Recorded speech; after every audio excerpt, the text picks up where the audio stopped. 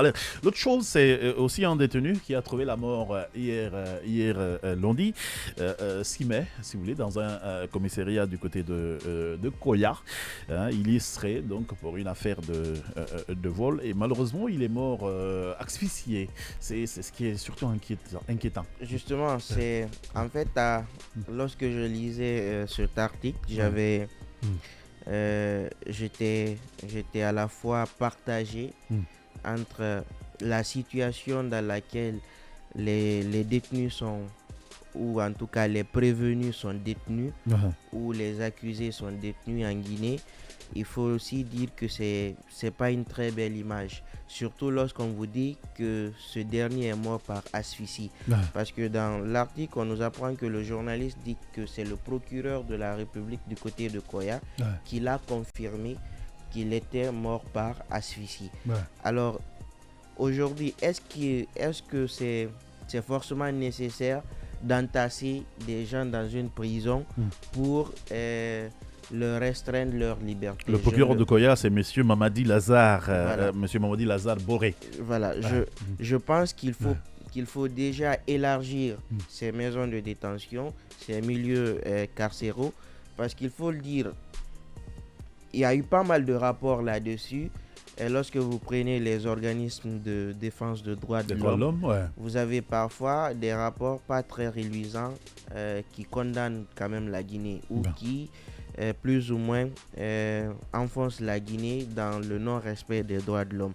Aujourd'hui, j'ai envie de dire, c'est vrai, nous-mêmes qui sommes en liberté, nous avons nos droits qui ne sont pas respectés, mais encore une fois, même en étant en prison, je crois, je l'ai dit ici plusieurs fois, Ouais. on ne cesse pas d'être citoyen.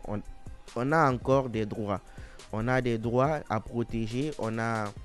Il faut au moins que l'endroit, le milieu où nous sommes détenus, qu'on puisse vivre au moins et respirer, qu'on puisse avoir le droit de visite, qu'on Ouais. puisse également se mouvoir, En effet. qu'on puisse également, ne serait-ce que pouvoir se coucher, aller faire des besoins primaires, se mettre à l'aise.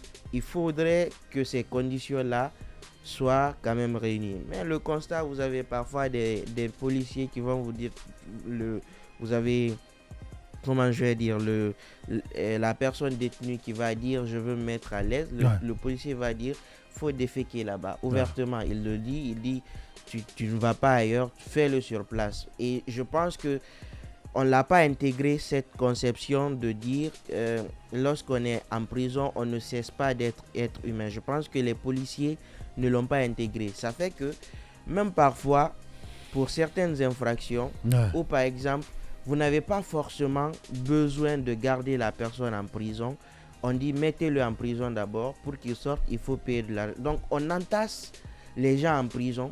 Parfois, pour une petite cellule, vous pouvez voir 10 personnes, 7 personnes, et parfois, vraiment, ils ont du mal à respirer. D'autres lèvent la tête vers les barrières pour pouvoir respirer. Et je pense que lorsque vous faites le tour de beaucoup de commissariats, aujourd'hui, on parle de Koya. De celui de Koya. De Koya, mais je vous assure, ne vous limitez pas qu'à Koya.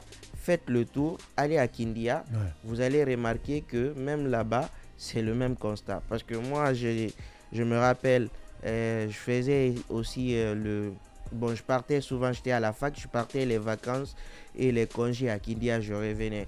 Donc, il y avait une personne qui était dans une telle procédure et qui était détenue en prison. En attendant, je devais aller en quelque sorte me porter caution et signer des choses pour que la personne puisse être mise en liberté et dédommager effectivement ce pourquoi il a été en prison. Donc, j'ai aussi vu les conditions dans lesquelles les prisonniers étaient détenus là-bas, parce que ça, c'était au commissariat de Kaliaori Marché, parce qu'à Kindia, vous avez le nouveau marché Kaliaori, et puis vous avez juste à côté un commissariat. Donc à l'intérieur, j'ai vu aussi les conditions de détention de ces personnes-là. C'est dommage.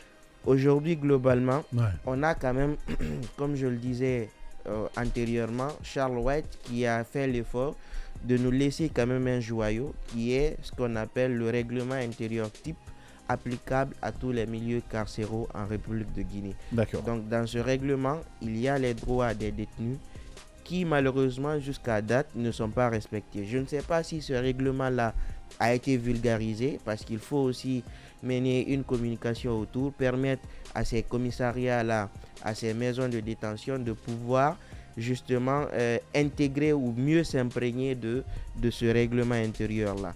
Aujourd'hui, j'ai mal lorsqu'on me dit qu'un prisonnier est mort par asphyxie, c'est-à-dire qu'il n'arrivait pas à respirer en prison.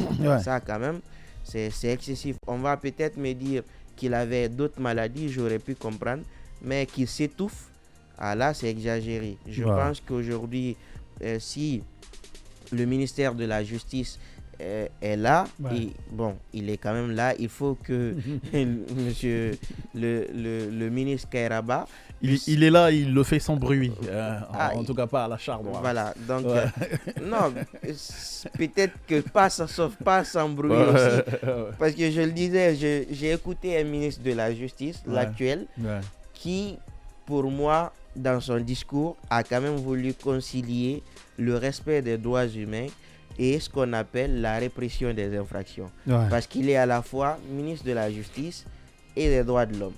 Dans son discours, c'est ce que j'ai compris.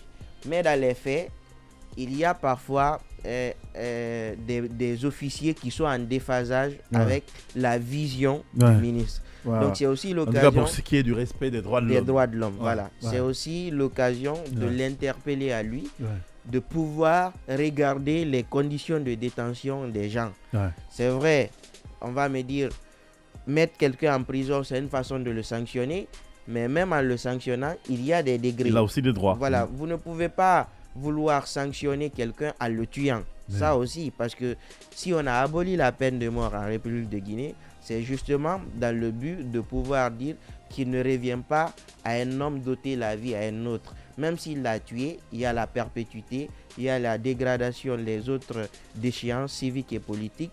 Donc il cesse de voter, il ne participe plus à la vie politique de l'État, mais il reste quand même en vie. C'est ce qu'on a signé.